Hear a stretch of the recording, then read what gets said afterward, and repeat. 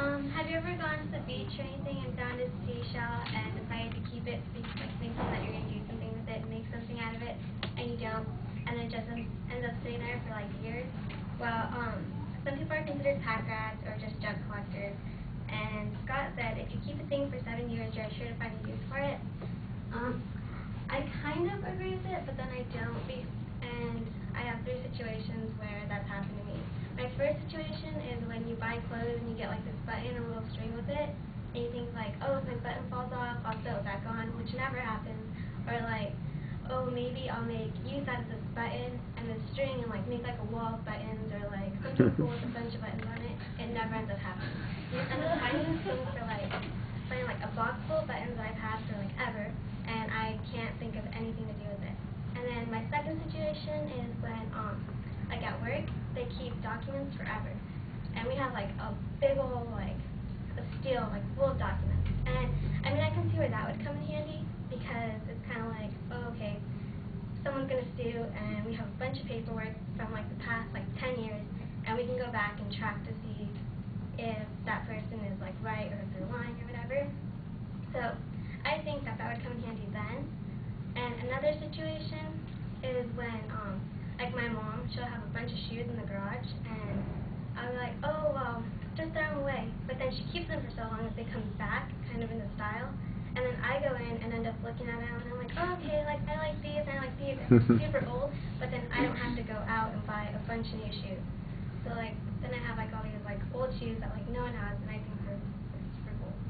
So I think, it comes in handy when it comes to paperwork, it comes to not the button situation or the seashells, because that's just ridiculous. I have seashells in my room, well not in my room, but I have seashells in a box, and I have rocks and all this stuff. I'm going to collect it and I'm going to make a big shrine. It never works. So I mean I kind of agree with the quote, but then I don't.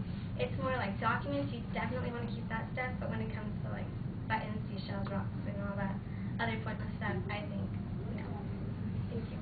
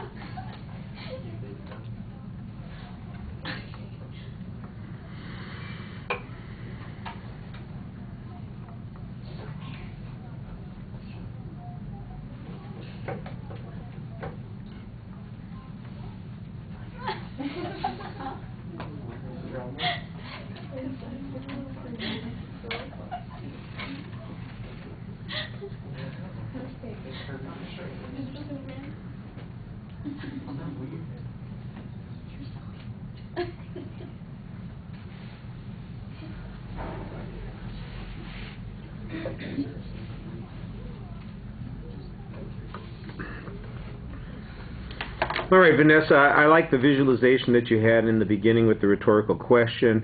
You transitioned to the topic clearly. Your point of view is a little bit vague. You need to be more definitive on what you're talking about. You, in essence, say that you're going to be talking about 3 points, but you don't tell us what they are in the preview. In the speech, though, you signpost them very clearly. Each of them gets nicely developed. You've got a little anecdote that you talk about all of them. I don't know about everybody else, but I immediately looked down at your shoes when you mentioned the thing about your shoes. Okay, those are pretty cool. I was wondering if those were some of those that got passed down. So I thought the way you developed the speech was pretty good. On presentation issues, your voice is a little quiet and your range is a little narrow, but I think that's partially the way you are. You just seem like you're kind of a quiet person, and your voice isn't going all over the place. So you used what you had, I thought, pretty effectively. Maybe forced yourself a little bit more. On the other visual issue,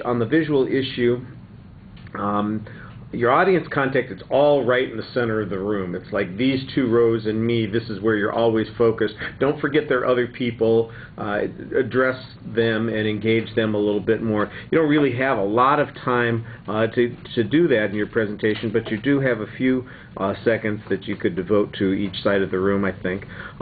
There's some nervous hand grasping. That's the one place that your anxiety seems to come out. You do this sort of like you're washing your hands thing while you're speaking, and that's where your anxiety seems to be coming out. But I thought your posture was pretty confident. I liked your facial expressions a lot. You looked very animated and involved while you were talking to us. And the conclusion of the speech was terrific. It was a nice summary that made its point very effectively. So thank you.